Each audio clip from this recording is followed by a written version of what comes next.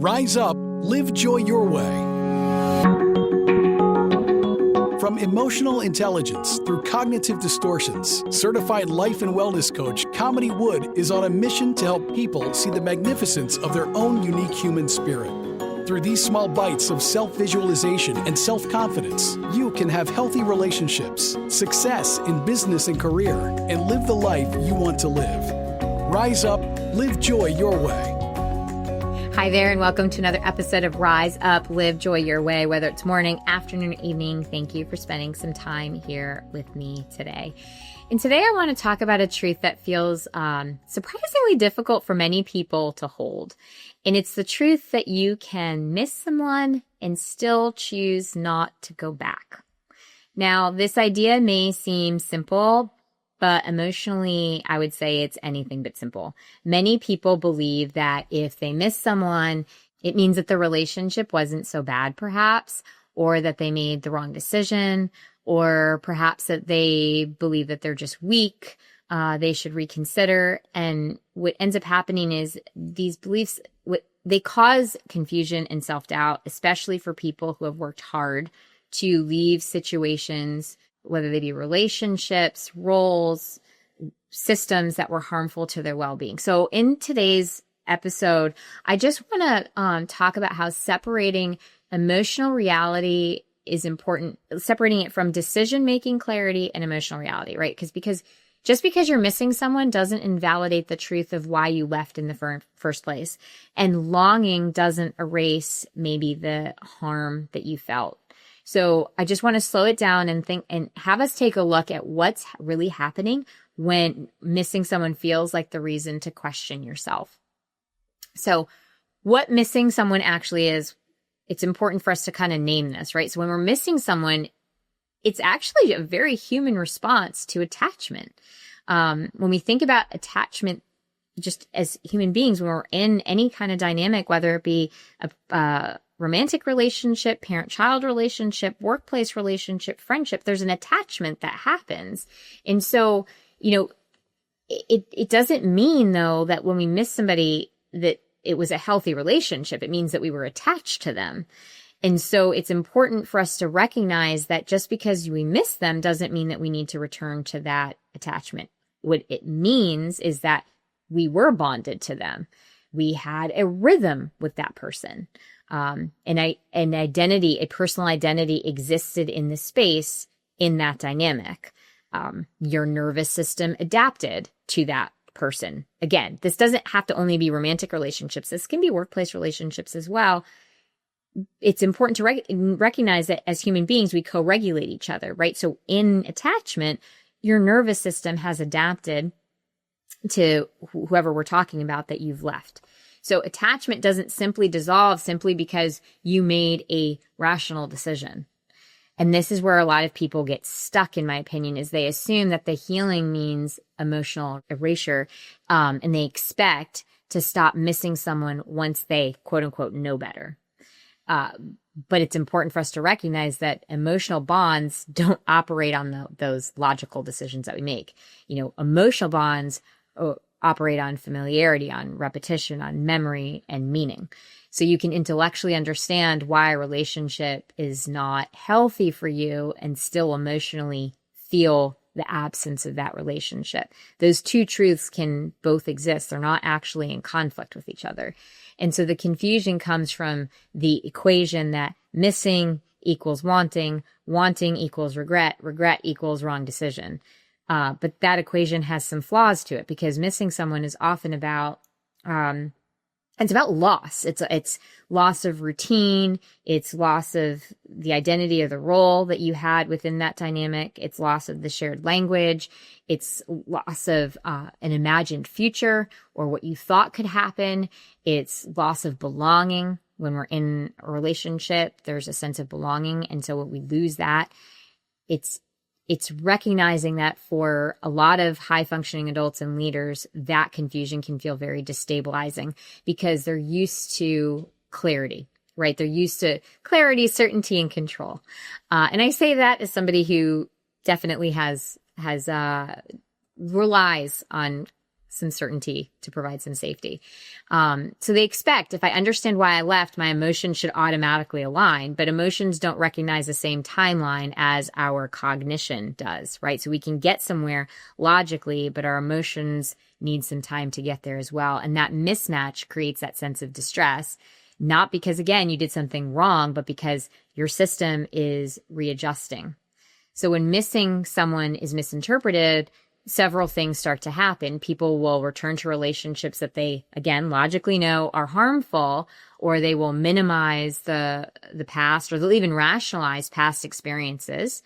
They'll override their boundaries. They will start to abandon their own sense of clarity that they had come to. And the big one that I see is that they shame themselves. They shame themselves for, one, choosing to leave, and then they shame themselves for even still caring. And they believe that they're stuck. And that's particularly dangerous for people who do have a history with somebody who emotionally manipulates, or they have experienced gaslighting, or have been in situations that condition them to continually doubt themselves, or for somebody who is healing from fawning, which I believe is a trauma response, or overfunctioning. And for those who are in the process of rebuilding their self-trust, all of these things can be very destabilizing. So if missing someone becomes a reason to go back, then the emotional honesty actually becomes a liability instead of a signal. And that actually will kind of get in the way of true healing happening. So from a nervous system perspective, missing someone is a withdrawal response. Your body became accustomed to that person, to their emotional cues, to anticipating what that dynamic was and leaning into a resolution. For many people, they get used to that sense of activation, and then there's followed by calm. I mean, even in unhealthy dynamics, there is a sense of predictability because you get used to the cycle that you're in.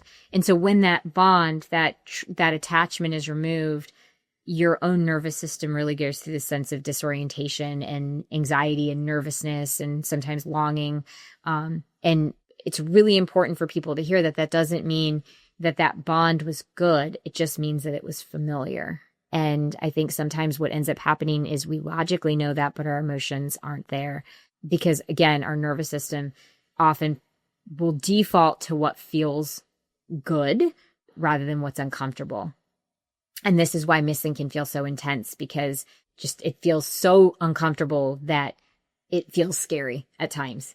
So a critical distinction that I want to talk about is the difference between missing a person and missing what you hoped that relationship could be. Most people are not missing, they're not missing the conflict. They're not missing the toxic dynamic. They're not missing the emotional instability. They're not missing the boundary violations or the exhaustion or the self-doubt.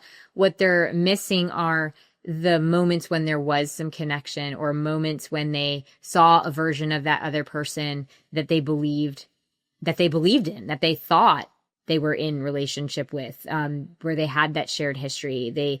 They are missing the hope, they're missing the dream of repair and reconnection. And it's just important to actually name what that is, which is that's grief.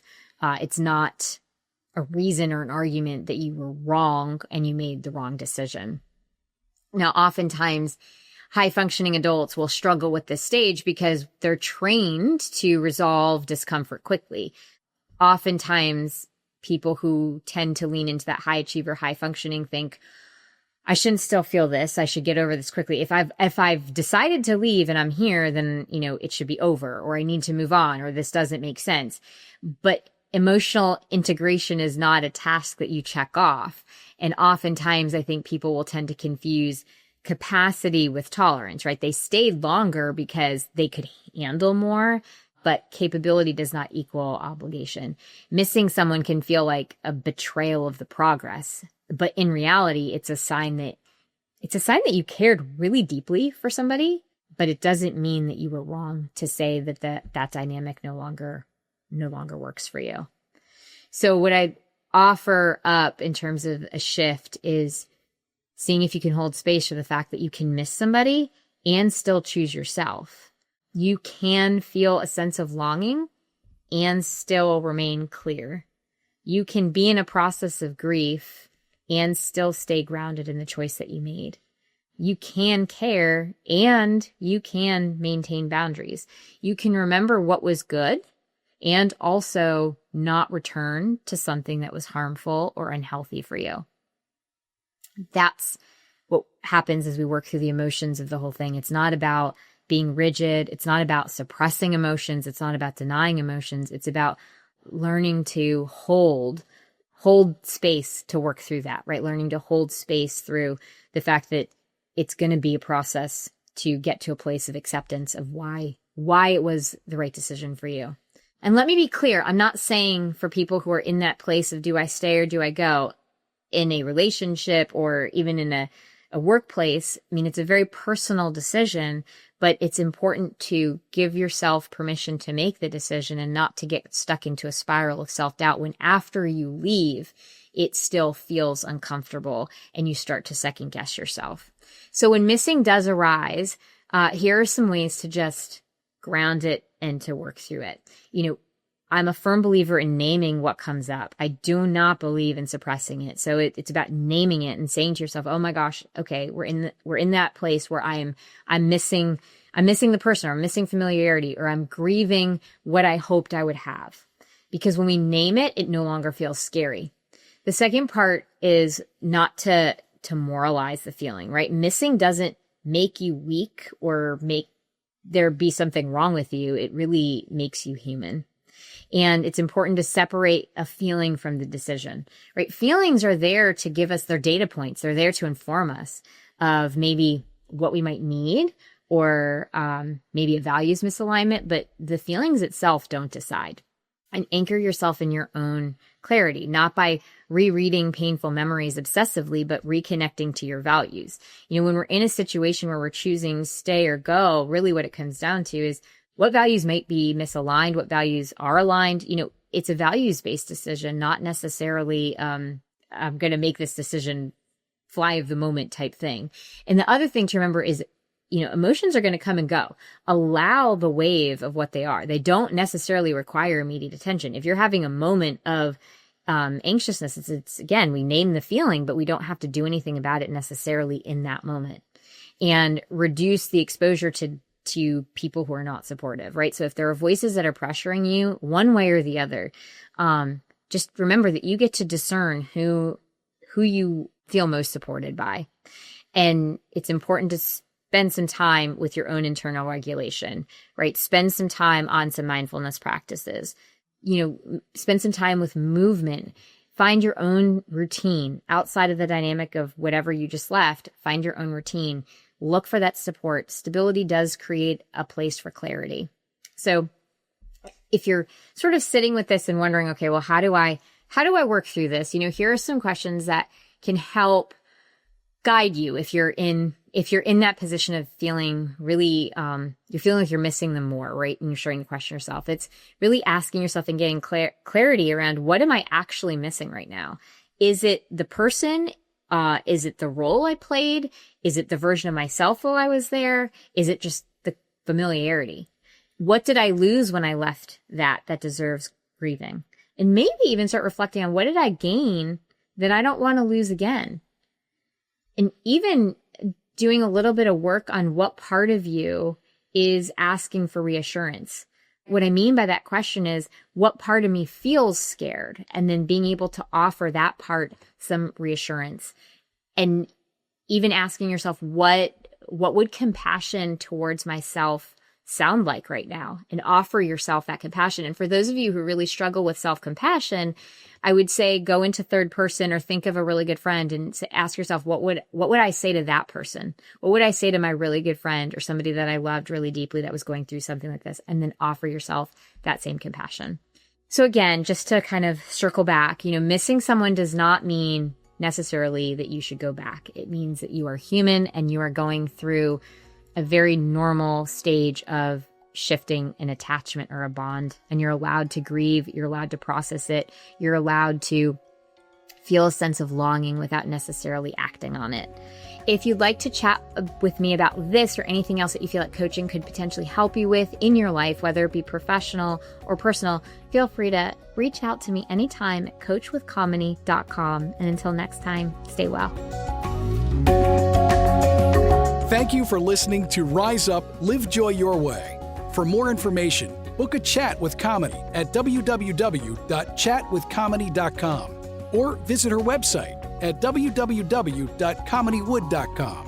You can also find Kamini on Facebook or Instagram. Username It's Authentic Me. Thank you for listening.